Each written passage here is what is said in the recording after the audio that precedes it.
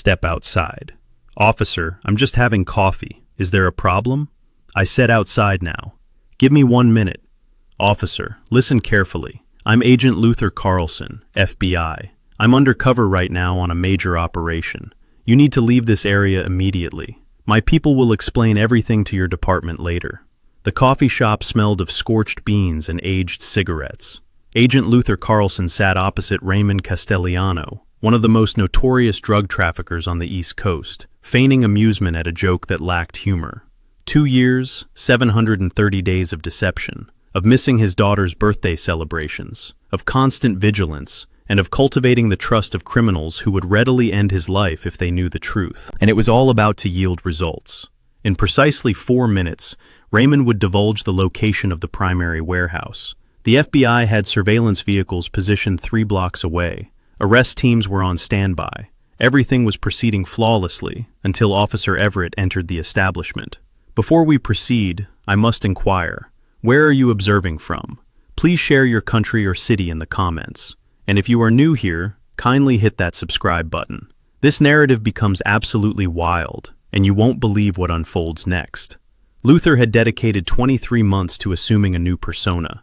He had grown up in Philadelphia, attended the FBI Academy in Quantico, and handled standard cases for 5 years prior to this assignment. Subsequently, the Bureau approached him with a significant opportunity. A large-scale drug operation was distributing illicit substances through the city, and they required an inside source, someone the cartel would not suspect, someone capable of blending in. The training was rigorous. Luther meticulously mastered every detail of his fabricated identity. His new name was Leon Banks. He created a false childhood, fabricated educational history, invented friends, and manufactured every conceivable aspect of a pretend life. He resided in an apartment in a less reputable part of the city. He drove a dilapidated sedan that struggled to start on frigid mornings. His attire was sourced from thrift stores. He altered his speech, his gait, and even his thought processes when embodying his character. The initial 6 months presented the greatest challenge. He began gradually, frequenting appropriate establishments and engaging with the right individuals. He instigated bar altercations to establish credibility. He undertook minor tasks involving package transportation without inquiry. Incrementally, and with considerable patience, individuals began to place their trust in Leon Banks. By the 8th month, he was meeting with mid-level distributors. By the 12th month, he was handling substantial quantities. By the 18th month, Raymond Castellano himself requested a meeting. It was at this juncture that Luther recognized the operation's success. Raymond was exceptionally cautious, exercising extreme prudence. He never conversed on telephones, never frequented the same location twice, and never committed anything to writing. He employed individuals to screen everyone for concealed devices before meetings. He trusted virtually no one. Cultivating a relationship with him necessitated months of diligent effort. However, Luther excelled at his profession, performing at an exceptional level. He possessed a keen ability to decipher human behavior. He understood when to communicate and when to remain silent. He knew how to be valuable without appearing overly enthusiastic. Gradually, through a series of meetings, Raymond began to depend on him. The FBI aimed for a more accelerated pace. Luther's superior, Special Agent Foster, advocated for arrests after the initial year, but Luther demurred. They would apprehend only Raymond and perhaps a few dealers. The true objective was the warehouse, the central distribution hub through which all operations flowed. Securing that location would permit them to dismantle the entire network in a single night. This would result in numerous arrests, the seizure of millions of dollars in drugs and currency, and the complete dissolution of the operation. Foster eventually consented. 6 additional months, he stipulated. This extended to 12. But now, finally, they had arrived at this crucial point. Raymond had agreed to integrate Luther further into the organization. Today's meeting was intended to conclude with the disclosure of the warehouse's location. Recording devices were concealed within Luther's jacket. Every utterance made by Raymond was being captured. They occupied a corner booth. Raymond appeared relaxed, exhibiting a level of ease Luther had not previously observed. That was good. It meant the trust was solid. "You've been reliable," Raymond stated, stirring sugar into his coffee. "A lot of guys, they talk big but can't deliver. You're different." Luther inclined his head, maintaining his assumed persona. "I do what I say I'm going to do. That's why we're having this conversation," Raymond continued. I'm expanding operations. Need someone to manage the main facility. Big responsibility. Big money. This was the culmination, the moment toward which 2 years of effort had been directed. I'm interested, Luther replied cautiously. Not too eager, never excessively so. Raymond smiled. Thought you might be the one. The door swung open. Officer Everett entered, fully uniformed. Luther felt a sickening lurch in his stomach. The local police were not meant to be in proximity to this operation. The FBI had explicitly coordinated with the department to ensure regular patrols remained distant from this area during the meeting. Someone had erred. Everett surveyed the coffee shop with an assertive demeanor that some officers wield like a weapon. His gaze settled upon Luther and Raymond, more precisely on Luther. Luther perceived it instantly. The look, the judgment, the presumption. He had encountered it his entire existence, even before becoming an FBI agent. He witnessed it in retail stores, when security personnel shadowed him. He observed it in affluent neighborhoods, when individuals locked their vehicle doors. He recognized it in countless minor instances that conveyed a singular message. You do not belong here. Everett advanced directly toward their table. Don't look up, Luther murmured to Raymond. Cops approaching. Raymond stiffened. He harbored a profound dislike for police. He had been apprehended twice as a youth, although no charges ever materialized. As an adult, he understood how to operate within legal boundaries while orchestrating a criminal enterprise. Everett stopped at their table. You, he declared, pointing at Luther. Step outside. Luther maintained a calm and respectful tone. Officer, I'm just having coffee. Is there a problem? I said outside now. Raymond observed intently. This was problematic, severely problematic. If Luther appeared overly cooperative with the police, it would incite suspicion. However, if he refused, Everett might apprehend him, thereby jeopardizing the entire operation. Consequently, Luther made a decision. He would step outside briefly, inform Everett that he was federal law enforcement engaged in an active operation, and then return to their table. A straightforward plan. Give me 1 minute, he said to Raymond, and then followed Everett toward the exit. They emerged onto the sidewalk. The morning air was cool. A few individuals passed by without acknowledgement. Luther spoke concisely and with urgency. Officer, listen carefully. I'm Agent Luther Carlson, FBI. I'm undercover right now on a major operation. You need to leave this area immediately. My team will provide a full explanation to your department later, but at this moment, you must depart. Everett's expression contorted. FBI? You? Yes. Badge number 7734. You may verify, but not here. Not now. Please, just trust me and leave. Luther began to turn back toward the door. He could observe Raymond through the window, watching their interaction. Then Everett grasped his arm. Hold on, let me see some identification. I'm undercover. I do not carry my actual identification. That is the purpose. Luther endeavored to maintain a hushed tone. The situation was escalating. Every second spent outdoors was intensifying Raymond's suspicion. Convenient, Everett remarked, the word laden with a palpable disbelief and something more sinister. Luther leaned in closer, speaking directly into Everett's ear, scarcely above a whisper. I am FBI. You are jeopardizing 2 years of work. My team is monitoring this conversation. Make a call if you must, but do it away from here, please. He pulled back and attempted once more to re-enter the coffee shop. Everett did not release his grip. Worse, he raised his voice. No, your kind cannot be FBI on a mission like this. Stop lying. The words struck with physical force. Not due to any emotional distress they caused Luther. He had confronted racial prejudice throughout his career, but their volume was the issue.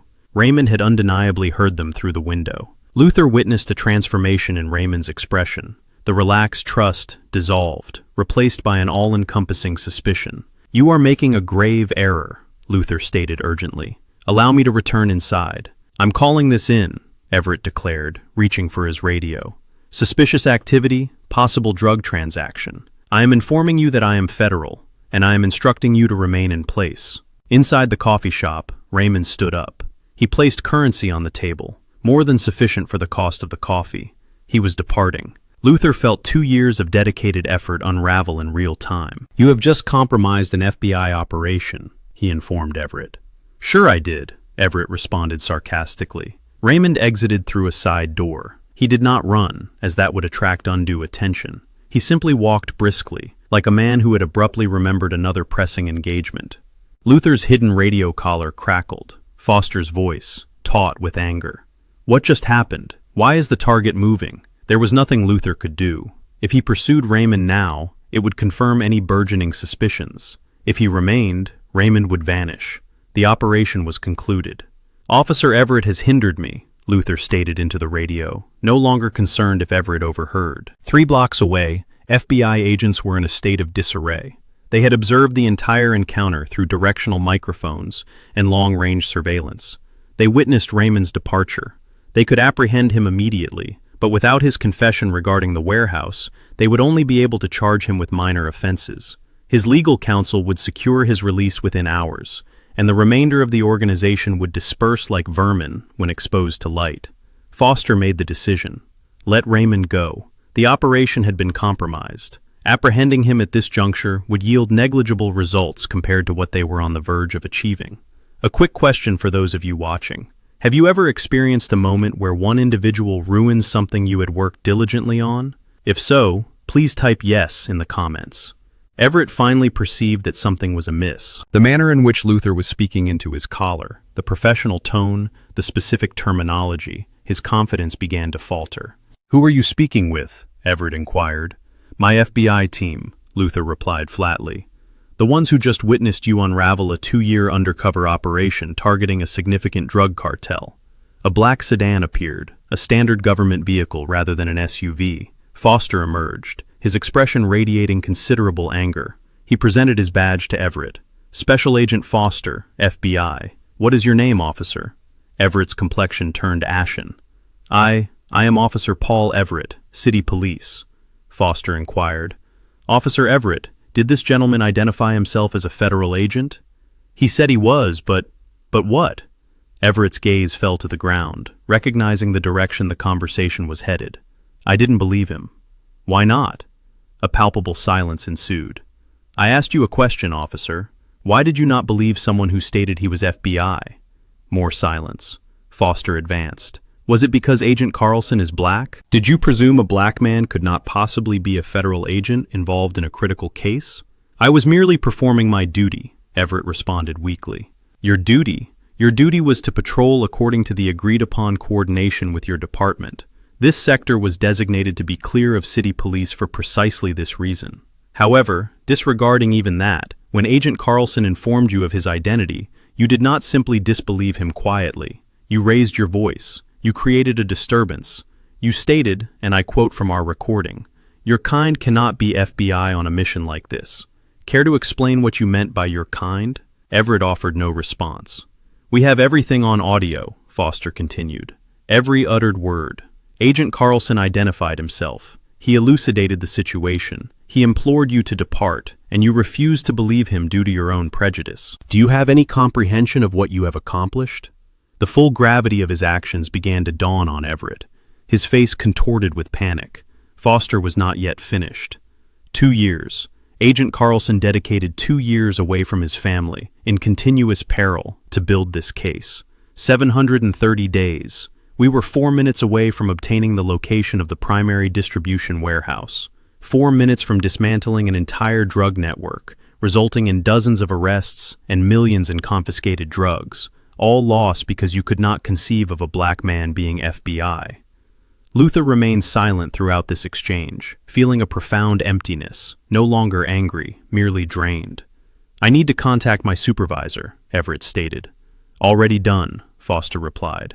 "I contacted your chief while en route. He is awaiting you at the station. You are to report immediately." Everett departed without another word, walking to his patrol car as if proceeding to his own execution. Luther and Foster stood on the sidewalk. "I apologize," Foster said softly. "It is not your fault," Luther replied. "I know, but I am still sorry. You conducted yourself impeccably."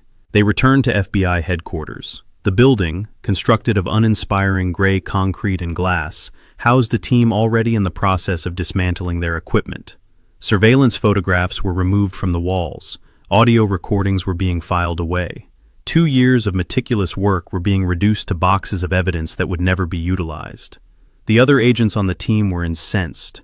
Each had made sacrifices for this operation, not to the extent of Luther, but they had worked extended hours, missed family gatherings, and postponed other cases, all now rendered in vain. Luther meticulously composed his report that afternoon, detailing every aspect, every fact. He approached it with professionalism, devoid of emotion, sticking strictly to the events that transpired. He appended the audio recordings. Every statement made by Everett was clearly documented. The FBI operated with swift efficiency. By evening, they had dispatched a formal complaint to the police department, not a casual phone call, but an official letter outlining the compromised operation and demanding a comprehensive investigation. The police chief, a man named Robert Cunningham, was appalled. He had collaborated with the FBI for years and understood the critical importance of coordination. More significantly, he had been striving to foster trust between the police force and the community. Incidents such as this irrevocably damaged that trust. Chief Cunningham accessed the coordination files. The FBI had unequivocally communicated the areas to be avoided and the precise timings. Everett's patrol route should not have brought him anywhere near that coffee shop. However, Everett had altered his route without informing dispatch. He had proceeded there of his own volition. The question of why lingered over the entire situation. Chief Cunningham summoned Everett to his office on Friday morning. 2 union representatives accompanied Everett. The meeting spanned 3 hours. Everett attempted to offer an explanation, stating that he observed 2 men in the coffee shop and perceived something amiss. He asserted he was investigating suspicious activity, simply performing his duties. The chief then played the audio recording in its entirety. Luther identifying himself, Luther explaining the operation, Luther explicitly pleading with Everett to leave. And then, Everett's response. "No, your kind cannot be FBI on a mission like this." "Explain that," the chief commanded. Everett maintained that he was referring to criminals. Your kind, meaning those who frequented that particular neighborhood, not a racial distinction. The chief remained unconvinced, as did the union representatives, despite their silence. "You had 3 opportunities to disengage," Chief Cunningham stated. "When Agent Carlson first identified himself, when he quietly spoke in your ear, when he informed you about his team. 3 chances, and instead, you hurled accusations loudly enough for the suspect to overhear. Even if race were not a factor, which I do not believe, your actions demonstrated severely flawed judgment." Everett had no defense for this. The investigation proceeded with alacrity. Internal Affairs interviewed Everett's former partners. A discernible pattern emerged. Minor remarks regarding specific neighborhoods, assumptions about certain individuals, nothing that had previously necessitated formal complaints, yet sufficient to construct a narrative. One former partner described Everett as someone who perceived threats ubiquitously within particular communities, but displayed a relaxed demeanor in others. Another mentioned that Everett frequently imputed the worst motives to individuals based solely on their appearance. The evidence accumulated. This was not an isolated indiscretion. It was a pattern of behavior that had ultimately resulted in severe repercussions. On Monday morning, Chief Cunningham rendered his decision. He summoned Everett back to his office. "Officer Everett, your actions have irrevocably compromised a 2-year federal investigation. You disregarded direct communication from an FBI agent.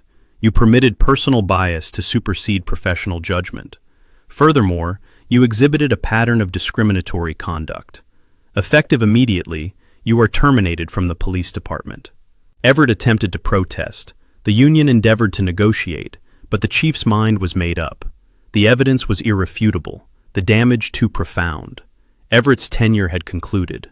The termination occurred swiftly, but the repercussions unfolded more gradually. The FBI was unable to reinstate their operation. Raymond and his entire organization had vanished. The warehouse location remained undiscovered. The cartel had relocated all assets, likely to another city. Months of post-incident surveillance yielded nothing. Raymond was too astute. He recognized that something had gone awry at that coffee shop. Even without definitive knowledge of the specific cause, this was sufficient impetus for him to disappear. Luther transitioned back to standard FBI duties. He opted for a few weeks of leave initially, spending time with his family. His daughter was now 6 years old. She had been 4 when the operation commenced. He had missed a significant portion of her childhood. His wife was understanding, as she always had been. However, understanding did not mitigate the difficulty. 2 years of worry, all for naught. 2 years of their daughter repeatedly asking when Daddy would truly come home, not just for visits. Returning to a conventional desk job felt disorienting.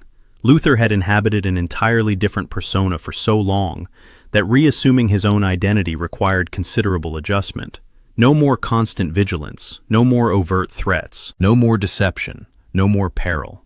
It should have been a source of satisfaction. Instead, it felt predominantly melancholic. The other agents on the team were reassigned to new posts. Foster retired 6 months later. He never explicitly attributed his retirement to the compromised operation, but the pervasive sentiment was that the profound disappointment had taken a toll on him. The police department implemented changes. New training programs focused on interagency coordination with federal bodies. Revised policies mandating checks of investigation databases prior to any action. Novel sensitivity training, though such measures often felt akin to bolting the stable door after the horses had bolted. Chief Cunningham held a press conference. He addressed the incident in general terms, refraining from naming individuals. He acknowledged the department's shortcomings and pledged to improve. Community activists remained unsatisfied, but his effort was at least noted. Everett contested his dismissal through his union. The case proceeded to arbitration. He contended that he was being made a scapegoat, asserting that any officer would have acted similarly, and that the FBI should have enhanced their coordination efforts. The arbitrator meticulously reviewed all the evidence presented, the audio recordings, the witness testimonies, and the documented pattern of behavior. Ultimately, the termination was upheld. Everett's law enforcement career was irrevocably over. He attempted to secure employment in other cities and departments, but the narrative had disseminated.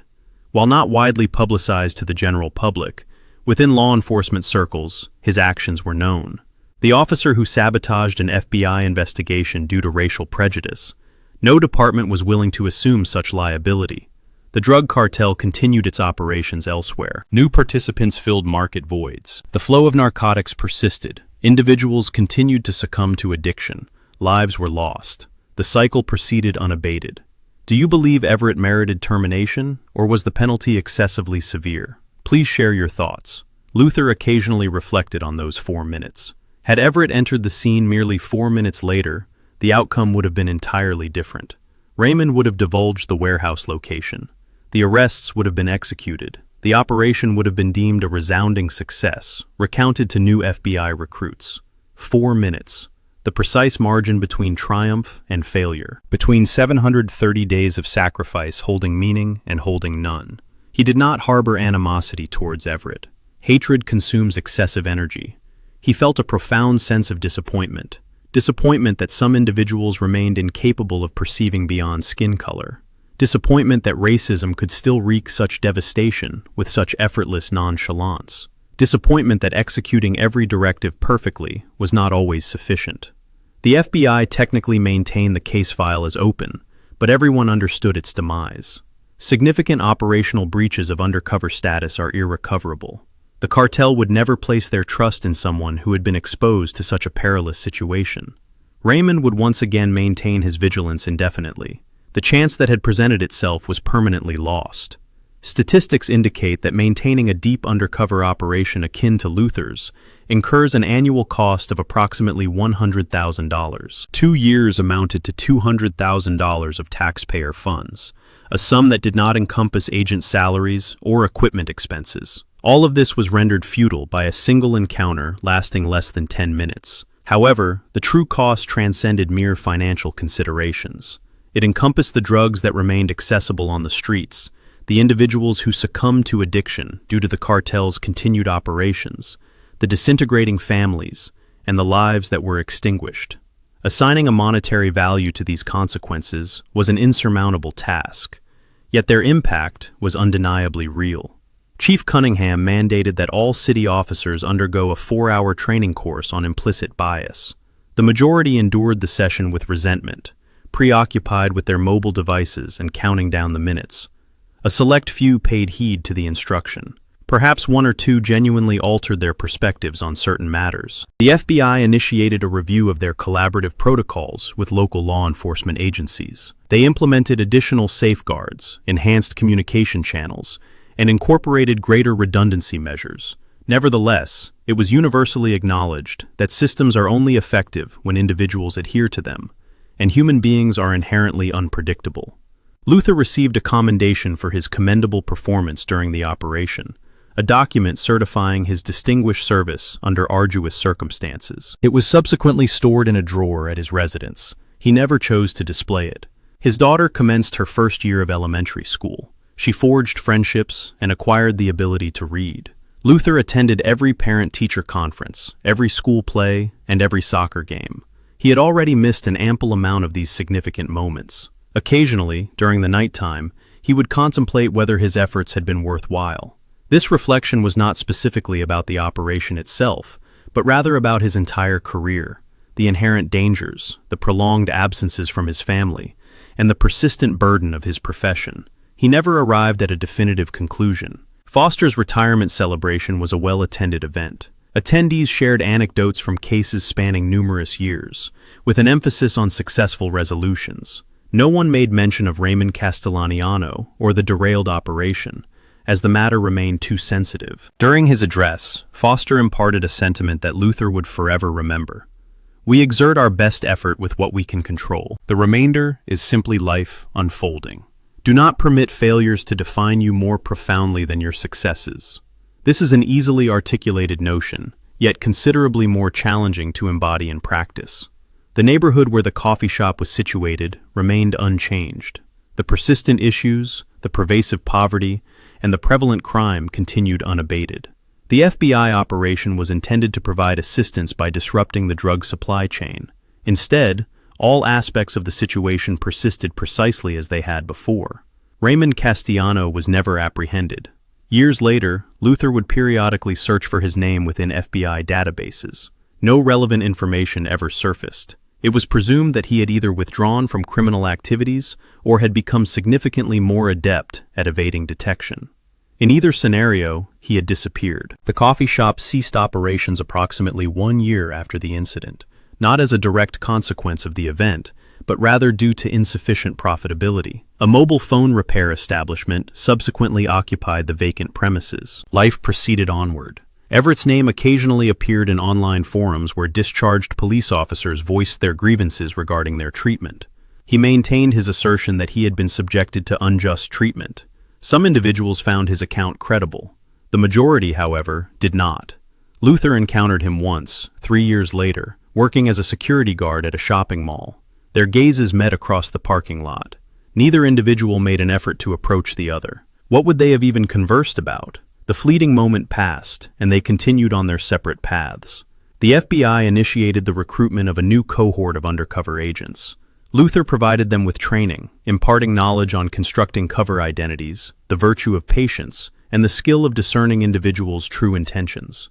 He stressed the paramount importance of operational security. He omitted any mention of Everett. That particular narrative was deemed too disheartening. He allowed them to learn invaluable lessons through their own experiences, should the necessity arise. New operations commenced. Some met with success. Others concluded unsuccessfully. The work persisted out of necessity. Criminal activity did not abate. Consequently, neither did the efforts of those dedicated to combating it. Reflecting on the events years later, Luther recognized that the operation had imparted a significant lesson. One could execute every task flawlessly and still experience failure. This outcome was not attributable to personal mistakes or inadequacy, but rather to the decisions of others, individuals beyond one's control, whose actions could dismantle years of diligent work in mere moments. It was an inequitable lesson, one he wished profoundly he had not been compelled to learn, yet its truth was undeniable. The case file was eventually transferred to the archives. Other matters assumed greater priority. The world continued its ceaseless rotation. Justice was not fully dispensed, but life carried on regardless. This represents the actual narrative. It is not a neatly concluded tale where antagonists are apprehended and all characters undergo personal growth and development. It is simply the account of individuals performing their duties, with varying degrees of proficiency. Within a complex world where ethnicity continues to exert an undue influence, and 2 years of dedicated effort can vanish due to one individual's inability to transcend their personal biases. Everett forfeited his career. Luther lost his operation. Raymond evaded justice. The community was deprived of an opportunity for positive transformation. No one truly emerged victorious. This is typically how such accounts unfold in reality. The audio recordings from that particular day are believed to still reside within FBI archives.